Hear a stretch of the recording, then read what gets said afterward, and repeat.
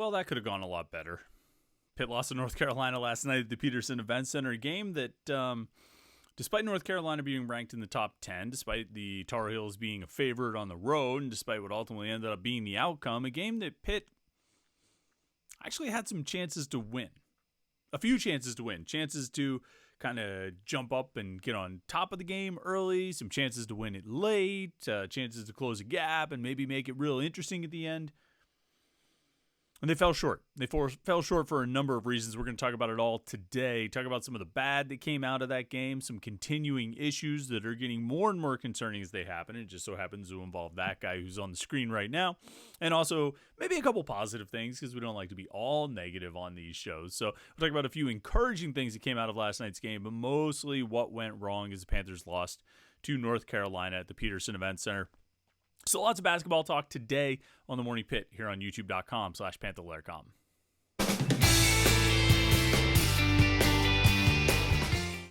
Yeah, it's the Wednesday edition of the Morning Pitt here on youtube.com/Panther-Lair.com. I'm Chris Peak from Panther-Lair.com. You see the website below. Don't click that. That's not a link, but it is a URL that you can type into your address bar and go get the most comprehensive source of Pitt sports news on the internet. Panther-Lair.com, Pittsburgh.rivals.com.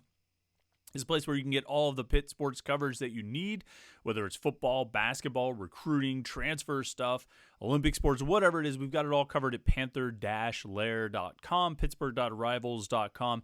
All of your Pitt sports needs right there. And what you need most as a Pitt fan is the ability to vent to other Pitt fans. We give you an opportunity to do that as well on the message boards at Panther-Lair.com. The message boards are where I think it's the best online community of Pitt fans that you're going to find. And a lot of Pitt fans are hanging out there all day, every day, talking about Pitt sports. And I'm not exaggerating. I mean, this is the Morning Pitt. It's very early in the morning when we release these videos. But I'm pretty sure if you looked at the board last night before you went to bed, and then you look again this morning, there's a bunch of new replies, a bunch of new posts, a bunch of new threads, and a bunch of new things that people were talking about, particularly about the basketball game last night, and then lots of conversation over on the football side as well. So you can find everything you need in terms of coverage on Panther-Lair.com, and you can find all the conversation and Pitt community that you need right there, Panther-Lair.com. And of course, our YouTube channel here, youtube.com/Panther-Lair.com, is where we put all of our video content, whether it's these daily Morning Pitt videos, Monday through Friday, talking about whatever's going on in the world of Pitt sports. Our weekly live show that we'll do tonight at 8 o'clock here on youtube.com/Panther-Lair.com. Jim Hammett and I will get together for a little Pitt sports conversation with you. Or post-game shows. We'll do one after the Louisville game this Saturday afternoon. That's a noon tip-off, so kind of like the Syracuse game on Saturday. We'll go live when that game ends. This game on Saturday when it ends, and talk for a little bit. And it all happens right here at youtube.com/Panther-Lair.com. So if you want to make sure you don't miss any of that stuff, subscribe to our YouTube channel. Click the little subscribe button. It's down there. It's a little box. It's in around the .com area there. You can click that button, and then you will never miss any of our videos or live streams or anything we do here at youtube.com/Panther-Lair.com. All right, let's talk about this game last night. 70-57 loss for Pitt. There are a lot of things that come out of it. There are a lot of things that they could have done better. There's a lot of areas, they got rebounded by 10. They missed 5 free throws again. I think 1 or 2 were the front end of a 1-and-1. So, you left 5 to 7 points on the table there, cut down on the turnovers. But, it gave up too many offensive rebounds, second chance points, didn't really score any second chance points themselves. And There were a lot of things. The scoring drought at the beginning of the game. We'll talk about that in a second. When they were playing great defense on North Carolina, there were a lot of things that we can look at and say, well, this or that, and this was this was part of the problem in that game, or that was part of the problem in that game. We can talk about some positive things too. We'll talk about Bub Carrington and Jalen Lowe and how encouraging those guys appear to be. And there, so there's good things, and then there's things like Ishmael Leggett only scoring 4 points, or Zach Austin, 20 minutes, no points, 2 rebounds, 1 foul, not really making much of a contribution there at all. There's all these things, but it's really about one thing, and it's really about one issue, and it's really about the most important issue that Pitt needs to resolve. And it's Blake Hinson. Hinson went 4 of 16 last night from the field, 2 of 11 from 3. Over the last 3 games, he has now gone 3 for 22 from 3. He was 1 of 7 at Syracuse. He was 0 of 4 against Purdue Fort Wayne. This is, without question, the worst stretch of his career at Pitt as a three-point shooter. Last year, he had a stretch where he shot 3 of 15. He made 1 of 4 against Sacred Heart, 0 of 2 against North Florida, and then 2 of 9 against Syracuse. Sort of a similar sort of stretch here leading right into ACC play, although they're 1 game further in ACC play this year than they were last year at this point when he had this really rough stretch. And maybe, you can look at it and say, well, this is what happens to Blake Hinson. As the calendar year changes, maybe he hits a little bit of a wall. This is 2 years in a row now that it's happened right around the same time, right as that sort of segue into conference play. And then obviously he, bounces back and plays well and played great the rest of the season last year. I actually meant to bring his stats up and look at what he did sort of right after that stretch, after he went 2 of 9 at Syracuse last season. They hosted North Carolina, actually, and he was 3 of 10 in that game, 3 of 7 against Virginia, 3 of 8 against Clemson, 2 of 5 against Duke, 2 of 7 at Georgia Tech, 2 of 7 at Louisville, and then a 4 of 9 game against Florida State, 8 of 14 against Wake Forest, 5 of 11. So he bounced out of it. He bounced back, started making 3 3-pointers per game, which I think is sort of the minimum of what you need out of Hinson, and what you're hoping to get out of Hinson is at least 3, if not 4 3-pointers per game on a daily basis, on a regular basis. What you can't have is what he's done over the last 3 games here. Going 1 of 7 at Syracuse, going 2 of 11 against North Carolina last night. You can't have that kind of performance out of him on the regular. 2 of 11, so he ended up going 2 of 5 inside the arc. But that's not what you're counting on Blake Hinson to do. And I know he's added some elements to his game. I know he's been driving to the hoop a little bit more, and that's good. And you like that physicality. He can get himself to the free throw line, although he was 1 of 3 from the line last night. That's all well and good, but what you need from Blake Hinson is the outside shooting. You need Blake Hinson to knock down threes. You cannot have Blake Hinson going 3 of 21 over the course of 3 games. Averaging what, 1 for 7 over the course of 3 games. You can't have that. That's not going to get you wins. Certainly not against ACC competition, and definitely not against the top of the ACC, as North Carolina appears to be. You're not going to be able to play like that. You're not going to be able to win with Hinson playing like that. This team's not just about one guy. They've got a lot of players that they rely on and a lot of players that can score, but he is the guy. He's the number 1 guy. He's the number 1 scoring threat. And until that point comes where someone else overtakes him, which I don't necessarily see happening this season. I think you can get good contributions out of other guys. And Ishmael Leggett has done it. Bob Carrington has done it. Guillermo Diaz-Graham has done it. Jalen Lowe is showing promising signs. Zach Austin's had a game here or there. There are other guys who can score for you. And obviously you're going to need more than one player. But all of those guys function as supplementary or scoring to Blake Hinson. He's got to be the one. We can talk, and we will talk about what Carrington and Lowe did last night and how they continue to improve and how they show promise, and maybe they can take more and more of that pressure off Hinson. But I'm just not sure how far you can get in the ACC and how many games you can win and how many games you're going to be competitive in if he's not scoring at a high level. Coming up, they go to Louisville on Saturday. Then they have Duke and Syracuse at home, and then Duke on the road, Georgia Tech and Miami on the road. Wake Forest and Notre Dame at home. Some of those games are quad 3, quad 4 games. Syracuse and Wake Forest at home. Florida State. Or Florida State's a little bit later in the schedule. But just the, Louisville, Notre Dame. You have winnable games here, but they're going to be far more difficult if you're not getting a lot of production out of Blake Hinson. Never mind the home and home you have against Duke here coming up in 2 weeks. That is going to be damn near impossible without Hinson scoring at a high level. Because look at what you had last night. Last night, Pitt held North Carolina to a season low in points. North Carolina scored 70. They've been held below 80 just 3 times all season, and this was the lowest that they've had. And that was with 2 free throws. They 2 free throws in the final 40 seconds to even get them to 70 points. So you have a pretty strong defensive effort. They shot better in the second half than they did in the first half. They shot 43% in the second half, 37% for the game. That's a pretty good number to hold them to. 70 points is a great number to hold them to. Getting out rebounded by 10 is not ideal, but I think by and large, blocking 8 shots, getting 5 steals, this was a good defensive performance. But I think last night illustrated that you can have a really good defensive performance. Arguably the best defensive performance against Carolina all season. You can get a career high in points out of Bub Carrington. You can get 10 points out of Jalen Lowe off the bench. You can get 10 points out of Guillermo Diaz-Graham. But all of that needs the head. Pitt forms like Voltron, and Blake Hinson just happens to be the head.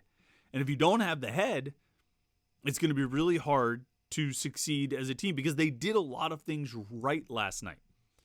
They only committed 8 turnovers, 6 assists on 21 baskets, not exactly ideal. You'd like to do a little better than that. Like I said, about the rebounds, you want to rebound better. And a big part of that was Carolina really stepped it up in the second half, out-rebounded Pitt by 9, and that helped them get to that plus 10 advantage.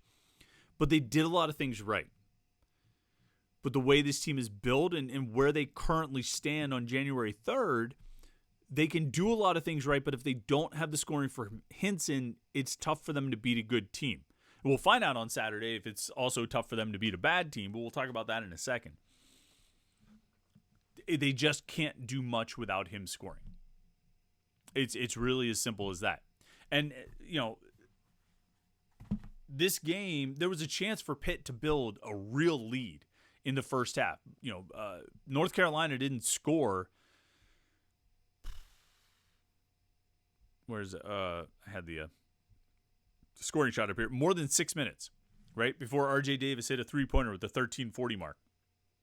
Missed their first 10 baskets, first 10 field goal attempts.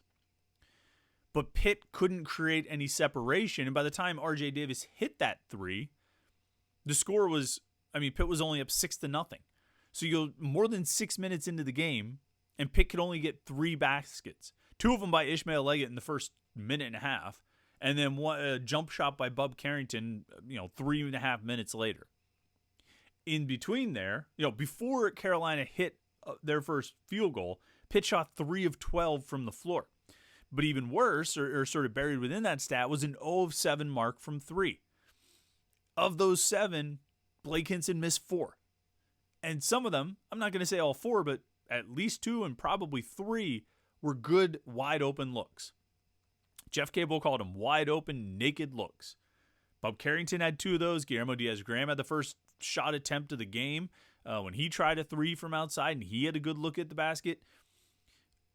And obviously Diaz-Graham and Bub Carrington could have made a difference in the game if they knocked down those 3s that they attempted before Carolina made a basket. But it's about Blake Hinson again. 4 3-point attempts in the first 5.5 minutes of this game before he finally made one at the 12:51 mark. He's got to knock down those shots. And like I said, he went into a slump last year around this time. Maybe he'll bounce out of it and start making 2-3, make 3 a game. Like he needs to be, reliably, producing for this team. But that's all. I just couldn't shake that feeling last night of this is a product of Blake Hinson struggling. And the Syracuse game was too. Now, it wasn't all about Hinson and it wasn't all bad. I do think we're seeing a continued emergence of Bub Carrington and Jalen Lowe. They played together a decent amount last night. I was actually going to try and add up the minutes because Jeff Capel went with the 3 guards quite a bit. I think you saw a lot of offense forward lineups. Guillermo Diaz-Graham played 24 minutes. Federico only played 15. Will Jefferson only played 4 minutes in the game, didn't play any minutes in the second half. And Pitt was playing really well defensively, doing a good job against North Carolina. But I think at a certain point, basically for the entire second half, Jeff Capel felt like he needed to go offense first to try to get some scoring because of how much their offense was struggling. And so I think that's why you didn't see Federico as much. That's why you didn't see Jeffers at all. I think Zach Austin, I don't even know how much he played in the second half. Austin played 4 minutes in the second half. Jeffers didn't play at all. Jorge Diaz-Graham played 8 minutes. Federico played 7. I mean, they really went with the guys they felt gave them the best chance to score. Blake Hinson, Ishmael Leggett, Guillermo Diaz-Graham, Bub Carrington, and Jalen Lowe. And the freshmen produced. The freshmen came up with points. Pitt scored 29 points in the second half. Carrington and Lowe scored 20 of those 29 points. Finished the game, Carrington scored a career-high 20 points. Lowe had 10. Following a strong performance at Syracuse where Lowe had, 9 up there and Carrington had 14 or something like that. Those guys, I think it's been really impressive to see how they've continued to evolve and grow. And last night's game was a challenge. I mean, RJ Davis is like 22 years old. I think, Carolina has some grown men on that roster and on that team. I mean, you look, RJ Davis looks like an adult playing against these guys. And this was the challenge that Bub Carrington and Jalen Lowe were facing. It's not easy. It's not easy to play against that. And I think they played really well. I think Lowe showed some real flashes and made some big plays, some great layups and great, rolling the ball in and, good body control. I think Bub Carrington, his jumper is not the Jamarius Burton just pull up and jump. It's one of those like float in the air and as you're coming back down, put the ball up just to try to get a clear look at the basket. And it's falling. The shots are going down. And so it's great to see those guys continue to grow and continue to evolve. And I know there'll be a push from Pitt fans to get Jalen Lowe into the starting lineup. Maybe you do it, maybe you don't. I think Lowe and Carrington playing together is a really good combination. All 3 guards, I don't hate, but I think you're limited in how much you can actually do that because at a certain point, you're going to need to rest guys. And I guess you could kind of rest in a rotation, but I still like starting Carrington and Leggett, bringing Lowe off the bench, and then you play it as it comes after that. But I think as those guys continue to evolve and grow and get comfortable, and maybe this game at Louisville on Saturday will give them an opportunity to take even a few more steps forward, ideally they'll be able to take some of the pressure off of Blake Hinson. If they're really getting to the basket, if they're driving well and they are drawing attention and gravity as they move into the paint and go to the hoop, they're going to have opportunities to kick out to Blake Hinson for what should be the kind of shots he likes. The thing with Hinson, and I mean, I'm coming back to Hinson because, again, I think he's the biggest story. And even when we talk about, Carrington and Lowe playing really well, we're still coming back to the Hinson thing because Pitt needs them to play well, obviously to make baskets and score and help them win, but also to create more opportunities for Hinson. And the thing about Hinson is I don't think you can tell him to stop shooting. I don't think you can bench him. I don't think you cut his minutes. I mean, you don't bench him or cut his minutes because what else are you going to do? Who are you going to put out there? You're going to put Jorge out there? I don't think that's a good option right now. Go with Jefferson Austin on the court together. Go with, I suppose you could go 3 guards with Zach Austin at the 4 and a center. I think they did that. They did that at one point. Forget. Well, at one point they had the 3 guards and they had both Diaz-Graham twins together. But then I think at another point they had the 3 guards with Zach Austin in a center.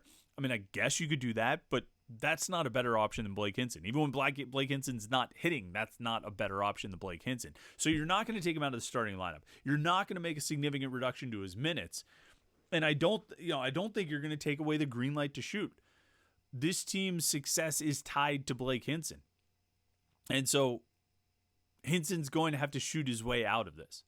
And Pitt's success will come with Hinson shooting his way out of this. It's really just what they have to do. I don't really see any other option. They need Hinson to get right, and the way for Hinson to get right is for him to keep shooting. And you hope that turnaround comes sooner rather than later. And like I say, this Saturday would be a great place to start. Louisville's still bad, and that makes this a must-win game for Pitt. The game last night would have been a nice win if they could have pulled it off. And I think there were some ingredients in place for them to pull it off. They weren't able to do it.